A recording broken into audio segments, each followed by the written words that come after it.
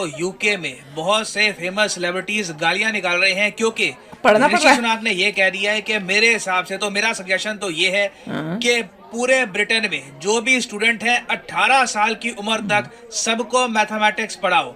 ये होता है यहाँ पे इंडियन को आप लाओ देख तो पाओगे इस पर बहुत से आर्टिकल्स पब्लिश हुए रो रहे हैं हैं। इंडिया में, यूके में, हर जगह। Rishi very Sunak good. Wants all peoples to study math at the age of 18 और इस पर यूके के कई एक्टर्स सेलिब्रिटीज ने कुछ ऐसे रिस्पॉन्ड एक्टर्स किया है। एक सेलिब्रिटीज छोटी सी रोएंगे, वो एक तो वैसे वीडियो अनपढ़ है, होते हैं। यहाँ पे मैं चाहता हूँ ये आप देखें।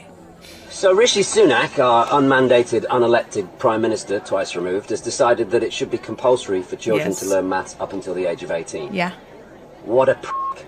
अच्छा, What about देखिए रहा तुम्हारी arts नॉलेज and जो बोल रहा है। humanities and fostering this country's amazing reputation for creativity and self-expression? He didn't stop for What about that. उन्होंने What कहा about कि the math kids who करो don't want साथ to do में। maths? I hated maths. I dropped maths as soon as I could, देखो। and I've never needed it other than the skill set I acquired at the age of 12. अच्छा, But no, Rishi Sunak wants a fucking drone army of data entering robots. What a tosser.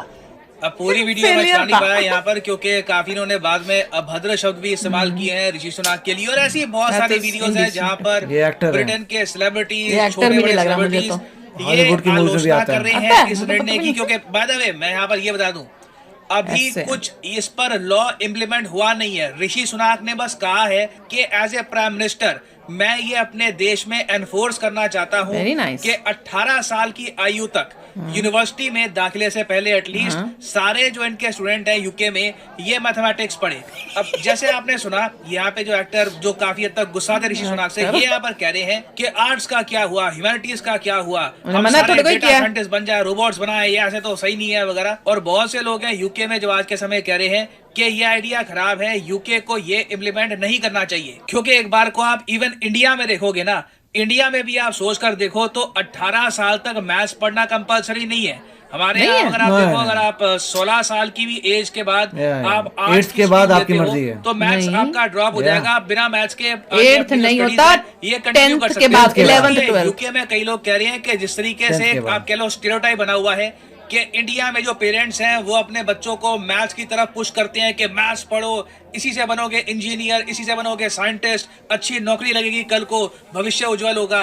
तो UK में कई लोगों का कहना है कि इनके यहाँ ये अप्रोच नहीं चलती। मगर हमें ये भी समझना होगा कि ऋषि सुनाक जो करने की कोशिश कर रहे हैं ना, इनके पर्सपेक्टिव से बहुत इंपॉर्टेंट है। क्योंकि यूके की जो हालत है आज के समय, जिस दिशा में यूके बढ़ रहा है ना, इन द फ्यूचर यूके को बहुत ज्यादा प्रॉब्लम्स आने वाली हैं। इनको चाहिए ऐसे लोग जो स्टेम सब्जेक्ट्स में एक्सेल करें। मैंने यहाँ पर क्या कहा है, स्टेम सब्जेक्ट्स में एक्सेल करें, ज्यादा प्रोग्रेस करें। अब ये जान लो यहाँ पर स्टेम होता क्या है और यूके में इसकी आवश्यकता क्यों है। जब हम बात करते हैं स्टेम की, तब हम इस एक्रोनिम की बात करते हैं, साइंस, टेक्नोलॉजी, इंजीनियरिंग, मैथमेटिक्स। दुनिया में कोई भी देश देख लो, कोई भी विकसित देश देख लो, अगर वो इमिग्रेंट्स बुलाते हैं, वो चाहते हैं कि वर्किंग जो लोग हैं, चाहे चाइना से, इंडिया से, किसी और इन्हीं country areas में से, होते हैं। उनके देश में आए तो सबसे पहले उनकी प्रायोरिटी होती है कि स्टेम सब्जेक्ट के लोग लो। जो लोग साइंस में अच्छे हैं, टेक्नोलॉजी, इंजीनियरिंग, मैथमेटिक्स में जो लोग अच्छा परफॉर्म कर रहे हैं, उनको आप देखोगे जल्दी वीजा मिल जाते हैं यूएसए के, यूके के, यूरोप के।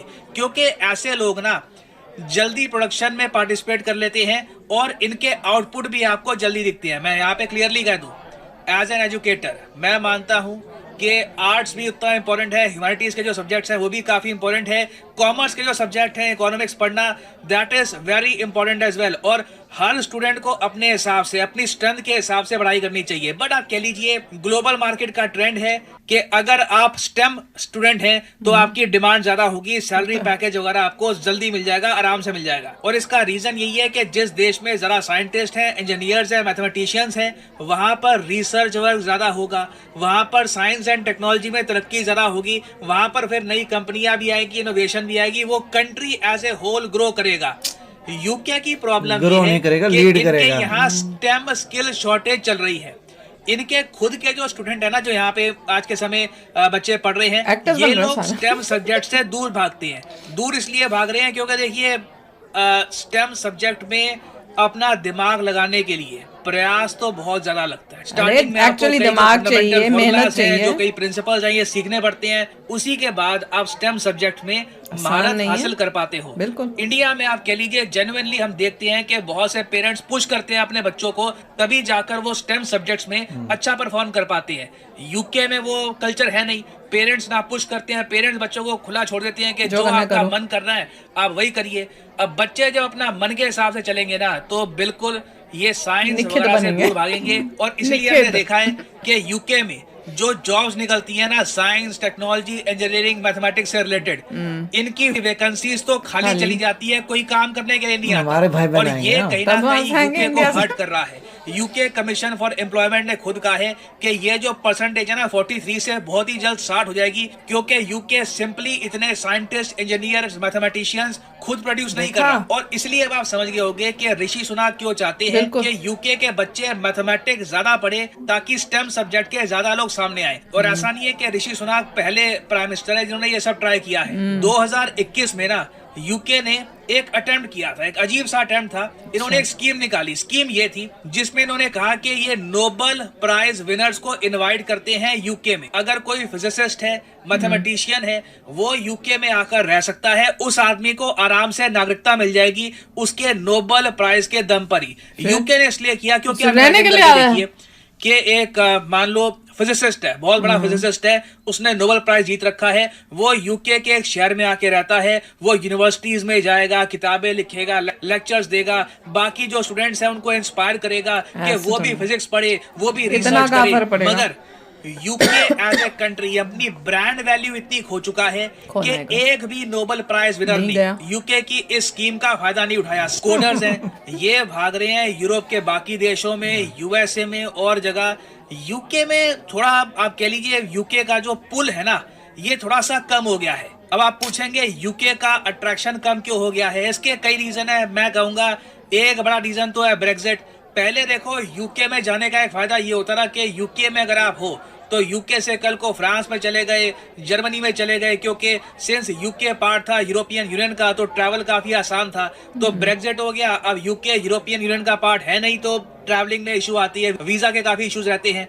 उसके अलावा देखो एक बहुत ही बड़ा एस्पेक्ट ये भी है कि यूके की इकोनॉमी खुद लगातार नेगेटिव ग्रोथ रेट दर्ज कर रही है। हालांकि मैं ये कहूंगा कि जो काम लिज ट्रस ने कर दिया था अपने टेन्योर में, ऋषि सुनाक ने कंपैरेटिवली उससे बेहतर काम किया है। मगर तब भी हम देख रहे हैं कि लगातार यूके की इकोनॉमी की जो रिपोर्ट्स है ये नेगेटिव ही आती जा रही है। लॉन्ग टर्म में यूके की इकोनॉमी ऊपर नहीं, धीरे धीरे नीचे ही जाती रहेगी। और अगर यूके को कहीं ना कहीं अपनी इंपॉर्टेंस दुनिया में बनाकर रखनी है तो इन्हें साइंस एंड टेक्नोलॉजी पे काम करना होगा। नहीं तो उसके अलावा आप सोच कर देखो, बेचारा कर तो यूके रहा है, टापू जो और है, देख लो इसका कैसे क्या उसको कंट्रीब्यूशन है दुनिया में? लिटरली गालियां क्या दे यहाँ रहे पर गेहूं उगता है? क्या ये बड़ी स्केल पर चावल उगाते हैं? कुछ भी नहीं, ऐसा तो मेरे कुछ ख्याल है से। नहीं, ये कुछ उगाते तो है नहीं। लिटरली तो। इनके यहाँ जो भी खाने पीने का सवाल है, बाहर से लिटरली आता है। इनके यहाँ जो भी खाने पीने का सामान है ये इम्पोर्ट होता है। ना यूके के पास बहुत सारा तेल है, ना यूरेनियम है। घूम फिर के यूके ने अगर डोमिनेट किया है पिछले 300-400 सालों में, उसका बहुत ही बड़ा रीजन ये था कि इन्होंने कमाल के थिंकर, मैथमेटिशियंस, ऐसे इनोवेटर्स निकाले जिन्होंने ऐसी इनोवेशन करी। अच्छा, जिससे मुझे लगा इंडिया का यूके पैसे ने से चल रहा है। दुनिया भर में डोमिनेट किया, दुनिया भर की मेजर इकोनॉमीज खत्म को हो गया कंट्रोल कर दिया अपने हिसाब से। मगर अब सिंस वो पीढ़ी रही नहीं है, जो नई पीढ़ी है वो थोड़ा सा रिलैक्स होना चाहती है, तो अब लग रहा है कि यूके का आने वाला समय उतना ग्लोरियस नहीं होगा जितना पहले होता था। अब इसके कंपैरिजन में आप अगर इंडिया देखो, इंडिया में स्टेम सब्जेक्ट शाइन कर रहा है। एक तो बड़ी आबादी Very है, good. बड़ी आबादी के अलावा ये बात आप सबके सामने, इट इज ओपन। हमारे यहाँ पेरेंट्स लगातार पुश करते हैं बच्चे को, बीटेक कर ले बेटे, इंजीनियर बन जा, कहीं ना कहीं जॉब लग जाएगी। आप देखोगे इवन वुमेन जो है हमारे देश में, देखो यूके में तो हालत इतनी खराब है, विमेन मैन दोनों परफॉर्म नहीं कर रहे। हमारे देश में आप देखोगे विमेन भी बहुत ही ज्यादा बड़ी पार्टिसिपेशन रख रही है स्टेम सब्जेक्ट्स में, और काफी हद तक आप कहोगे इंजीनियर्स, कोडर्स, उसके अलावा मैथमेटिशियंस प्रोड्यूस करने के मामले में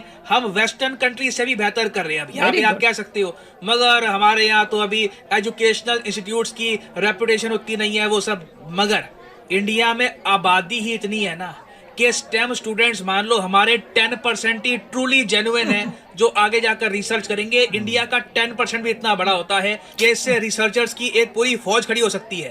तो इंडिया जहां पर काफी अच्छा परफॉर्म कर रहा है, यूके में प्रॉब्लम्स है। और अगर आपको समझना है ना कि यहाँ पे हो क्या रहा है, तो एक बहुत ही फेमस ऑथर है माइकल हॉफ, इनकी एक कोट है, उससे हम समझ सकते हैं कि यूके और इंडिया अपनी अपनी तरफ से कहाँ पे हैं। ये आपके सामने बहुत अच्छी कोट है, hard times create strong man. कठिन समय आता है, कठिन समय बनाता है मजबूत लोग, क्योंकि समय कठिन है, प्रॉब्लम है आपके सामने, आप खुद मजबूत हो जाओगे, सर्वाइवल आपको मजबूत कर देगा। और एक बार जब आप मजबूत हो जाओगे, जब आप स्ट्रांग हो जाओगे, जब एक कंट्री में लोग स्ट्रांग हो जाएंगे, तो वो लोग क्रिएट करेंगे, वो लोग बनाएंगे गुड टाइम्स, वो अच्छे दिन बनाएंगे आपके लिए। और फिर अच्छे दिन जब आएंगे, उसके बाद एक साइकिल होती है, जब ज्यादा कंफर्ट हो जाता है, ज्यादा आराम हो जाता है, तब उसके बाद साइकिल चलता है कि उससे प्रोड्यूस होते हैं वीक मैन, मतलब कि कमजोर कम्युनिटी, कमजोर सोसाइटी सामने आती है। और उसके बाद वो कमजोर सोसाइटी बनाती है, बहुत सारे हार्ड टाइम्स, मुश्किल समय बनाती है वो कमजोर सोसाइटी। तो इंडिया है भी कह लो यहाँ हार्ड टाइम्स क्रिएट स्ट्रॉन्ग। ये जो पार्ट है ना कोड का, यहाँ पे आपको यूके मिलेगा, इंडिया आपको मिलेगा अभी एरिया के आसपास। हमारे यहाँ कई जनरेशंस में बहुत कम पैसे में गुजारा किया है, देखा है कि हमारे यहाँ लोग पाई जोड़ के धीरे धीरे सब लोगों ने काम करके पैसा वापस लाकर धीरे धीरे अपना जो लिविंग स्टैंडर्ड है इम्प्रूव कर रहे हैं।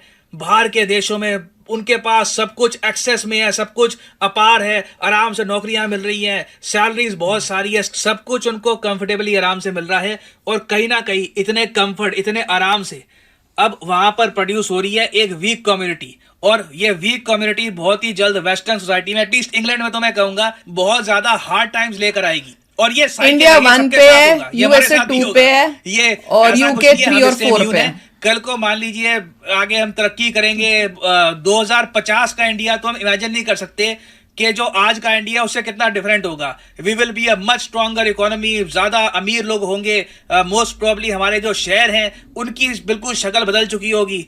उस टाइम आप देखोगे हमारे यहाँ भी फिर कमजोर लोग आएंगे, हमारे यहाँ भी ऐसे आएंगे बच्चे जो कहेंगे पढ़ने नहीं है, बहुत ज्यादा मेहनत लगती है इसमें। इंडिया में गरीबों के बच्चे ज्यादा पढ़ रहे हैं, से कोशिश मारी, ठीक है, उन्होंने बोला कि मेरे हिसाब से देखो यही करना पड़ेगा, बाकी और कुछ मुझे रास्ता दिखता नहीं है। ठीक है, कंट्री की जो इमेज है एज ए ग्लोबल इकोनॉमी ये नोज डाइव कर चुकी है, नोबल लॉरिएट्स यहाँ पर आना नहीं चाहते, जो स्टूडेंट्स हैं, जो हाई वैल्यू स्टूडेंट्स हैं, जो रिसर्च करते हैं वो जा रहे हैं यूएस में और देशों में जा रहे हैं, ब्रेक्जिट वैसे ही हो चुका है। तो यही करना पड़ेगा, खुद हमें अपने बच्चों को पुश करना होगा, और वो करना भी आसान नहीं होगा। गारंटी देके कह सकता हूँ ऋषि सुनाक का जो ये प्रपोजल है ना, ये मोस्ट प्रॉब्ली इंप्लीमेंट नहीं हो पाएगा। यूके के लोग इसको रिजेक्ट कर देंगे, कहेंगे कि क्या बात कर रहे हो, हम डेमोक्रेसी है, हमारे पास आजादी है। और इवेंचुअली जो ये साइकिल है ना, ये कंप्लीट होगी ही होगी। ये इतिहास में ऑलमोस्ट हर कंट्री के साथ होता है, हर सिविलाइजेशन के साथ होता है, कोई ये साइकिल तोड़ नहीं पाता। तो मैं उम्मीद करता हूं कि अब यहाँ पे आपका जो पर्सपेक्टिव है ये ब्रॉडन हुआ होगा, आप समझ पाए होंगे कि ऋषि सुनाक क्या करने की कोशिश कर रहे थे और क्यों यूके के लोग इस आइडिया के अगेंस्ट हैं। और फाइनली वैसे मैं यहाँ पे आपसे क्वेश्चन पूछूंगा कि आपके हिसाब से क्या आप मानते हैं कि ऋषि सुनाक की अप्रोच सही है, या फिर आप मानते हैं कि नहीं, जो लोग इनकी आलोचना कर रहे हैं वो सही है, वो लोग सही बात कर रहे हैं? लिखिएगा इसके बारे में कमेंट सेक्शन में, मैं कह रही हूँ अगर 18 नहीं तो जैसे इंडिया ने किया हुआ है कि हम लोग इंडिया में 10वीं के बाद 10th के बाद आपके पास चॉइस होती है कि आपने आर्ट्स में जाना है, आपने वो भी मोदी जी खत्म कर रहे हैं वो। अच्छा, वो भी खत्म हो रहा है, पर वो भी कर सकते हैं। पर यूएसए में तो मेरे ख्याल से पूरा 12वीं तक आपको मैथ लेना ही पड़ता है, 4 साल आपको लेना पड़ेगा, 9, 10th, 11th, 12th। तो अगर नहीं करेंगे, किसी ने इतनी अच्छी सजेशन दिए, नहीं करेंगे तो और इनकी कंट्री का बट्ठा बैठे। गाइज आपको यह मैसअप रिएक्शन का वीडियो कैसा लगा, अपने थॉट को नीचे वीडियो के कमेंट में जरूर बताइएगा। वीडियो पसंद आई हो तो वीडियो को लाइक जरूर कर दीजिएगा, चैनल पे नए हैं तो चैनल को सब्सक्राइब जरूर कर लीजिएगा। तो थैंक यू, मिलते हैं नेक्स्ट वीडियो में।